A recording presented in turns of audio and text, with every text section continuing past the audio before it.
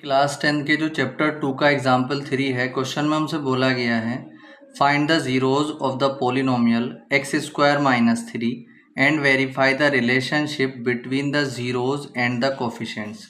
तो क्वेश्चन में हमसे बोला गया है कि यहाँ पर हमारे पास एक क्वाड्रेटिक पोलिनोमियल है एक्स स्क्वायर माइनस 3। इसके सबसे पहले हमें ज़ीरोज़ फाइंड करने हैं, उसके बाद इसके ज़ीरोज़ जो आएंगे उनमें और जो इसके कोफिशिएंट्स होंगे उनमें हमें रिलेशन को वेरीफाई भी करना है। ठीक है, तो देखिए सबसे पहला काम हम क्या करते हैं, सबसे पहले जो पोलिनोमियल हमें गिवन है एक्स स्क्वायर माइनस 3 हम उसको लिख लेते हैं। उसके बाद अब देखिए क्वाड्रेटिक पोलिनोमियल किसे कहते हैं, जिसमें वेरिएबल की हाईएस्ट पावर 2 होती है उसको हम क्वाड्रेटिक पोलिनोमियल कहते हैं।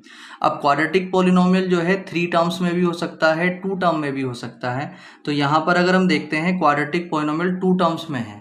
जब 2 टर्म्स में होगा तो सबसे पहले हम यहाँ पर ये देखेंगे कि यहाँ पर हम क्या कर सकते हैं, इनमें कुछ कॉमन ले सकते हैं या कुछ और कर सकते हैं। तो यहाँ पर अगर हम देखते हैं तो कुछ कॉमन तो ले नहीं सकते, एक्स स्क्वायर और माइनस 3 में कुछ कॉमन नहीं है, मगर हम इसको इस तरीके से कर सकते हैं कि एक्स को एक्स की पावर 2, एक्स स्क्वायर को एक्स की पावर 2 हमने यहाँ पर लिख लिया, और 3 को अगर मैं लिखना चाहूँ अंडर रूट 3 के ऊपर पावर 2 तो लिख सकता हूँ, क्योंकि अगर मैं अंडर रूट 3 का स्क्वायर करूँगा तो स्क्वायर से रूट कट जाएगा और आएगा कितना 3। ठीक है, तो 3 को मैं अंडर रूट 3 का होल स्क्वायर लिख सकता हूँ। अब इससे क्या होगा, इससे ये होगा, हमें ये मालूम है कि एक फॉर्मूला होता है ए स्क्वायर माइनस बी स्क्वायर का, जब दोनों तरफ स्क्वायर हो और बीच में माइनस का साइन हो तो हम क्या करते हैं, उनके स्क्वायर हटाकर एक बार उनको प्लस में लिख देते हैं और एक बार उन दोनों को माइनस में लिख देते हैं जिन जिनके स्क्वायर हो रहे होते हैं। ठीक है, तो यहाँ पर दोनों तरफ स्क्वायर है और बीच में माइनस का साइन है, तो हम यहाँ पर क्या करेंगे, एक बार इन दोनों को प्लस में लिख देंगे इनके स्क्वायर हटाकर और एक बार इनको माइनस में लिख देंगे। ठीक है, दोनों को लिखने के बाद अगर हम यहाँ पर देखते हैं तो यहाँ पर फैक्टर आ चुके हैं। फैक्टर निकालने के बाद हमें जीरोज निकालने हैं, तो हम यहाँ पे लिखेंगे 4 जीरोज। ये लिखने के बाद अब जो फैक्टर्स इसके आए हैं हम इन दोनों को जो है 0 के इक्वल यहाँ पर ले लेंगे, तो इन दोनों को 0 के इक्वल ले लेंगे। अब इनको अलग अलग करके x प्लस अंडर रूट 3 को भी 0 के इक्वल ले लिया हमने यहाँ पर, और x माइनस अंडर रूट 3 को भी 0 के इक्वल ले लिया। यहाँ से जब आप देखेंगे x की वैल्यू निकालेंगे तो माइनस अंडर रूट 3 आ जाएगी, और यहाँ से जब वैल्यू निकालेंगे तो अंडर रूट 3 आ जाएगी। तो x की 2 वैल्यूज़ आ चुकी हैं, x is equal to minus under root 3 और अंडर रूट 3।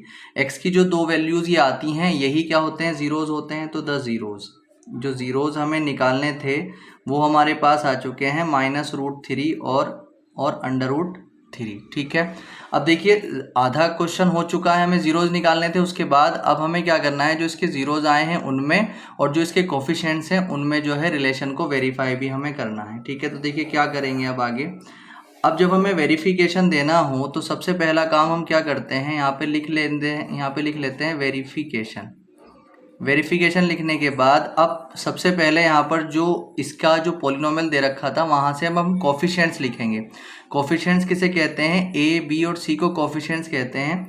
ए क्या होता है, ए होता है एक्स स्क्वायर वाले के साथ में जो होता है, यानी कि जो उसका कोफिशिएंट होता है जो उसके साथ मल्टीप्लाई में लिखा हुआ होता है। तो एक्स स्क्वायर के साथ यहाँ पर कुछ नहीं है तो यहाँ पर 1 है। बी क्या होता है, जो एक्स के साथ में है, तो यहाँ पर एक्स वाली टर्म ही नहीं है, तो जब यहाँ पर x वाली टर्म ही नहीं है तो b यहाँ पर कितना हो जाएगा 0। और c होता है जो कांस्टेंट टर्म होती है। कांस्टेंट टर्म कौन सी होती है, जिसमें x नहीं होता, तो वो कितनी है यहाँ पर -3। अगर माइनस लगा हो तो माइनस लगाना पड़ेगा, तो कोफिशिएंट्स हमारे ये आ गए। और जो जीरोज थे वो कितने हैं, माइनस रूट 3 और 3। तो जीरोज को, पहले जीरोज को आप अल्फा लिख लीजिए माइनस अंडर रूट 3, और दूसरे जीरो को हम बीटा लिख लेंगे अंडर रूट 3। ठीक है, अब उसके बाद अब हम वेरिफिकेशन देंगे। जब वेरिफिकेशन देते हैं तो पहले हम यहाँ पे लिखते हैं sum of zeros. Sum of zeros का फॉर्मूला होता है कोफिशिएंट के बेस पे -b/a। ठीक है, और हमने जो जीरोज निकाले हैं वो कौन से हैं, अल्फा और बीटा हैं, तो सम ऑफ जीरोज को हम अल्फा प्लस बीटा लिख सकते हैं। ये जीरोज थे अल्फा और बीटा, तो सम ऑफ जीरोज का मतलब जो जीरोज हैं उनका सम, तो alpha plus beta is equal to -b/a। ठीक है, अब अल्फ़ा की अगर हम वैल्यू देखते हैं तो कितनी है, माइनस अंडर रूट 3, और प्लस बीटा की वैल्यू कितनी है, under root 3 is equal to minus b कितना है हमारे पास 0 और अपॉन ए कितना है हमारे पास 1।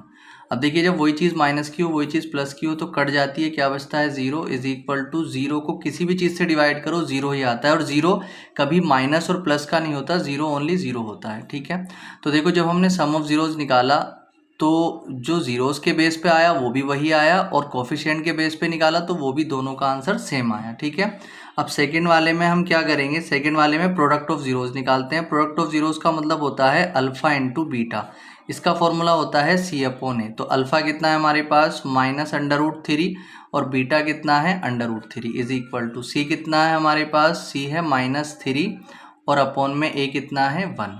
अब आपको मालूम है ये माइनस है ये प्लस है, प्लस और माइनस की मल्टीप्लाई माइनस आती है, √3 के √3 से अगर करते हैं एक जैसे रूट वाले की मल्टीप्लाई होती है तो रूट हटा देते हैं तो -3 आ जाएगा। और यहाँ पर भी अगर हम देखते हैं तो अगर अपॉन में 1 होता है तो अपॉन को हटा देते हैं और 1 को भी, तो ऊपर -3 आ जाएगा। तो हमने देखा प्रोडक्ट ऑफ जीरोज भी दोनों का इक्वल आया और सम ऑफ जीरोज भी दोनों का इक्वल आया, तो यही चीज़ हमारी जो है वेरीफाइड हो चुकी है। ठीक है, इसका मतलब हमें हमारे जो जीरोज निकले हैं वो बिल्कुल सही हैं। ठीक है।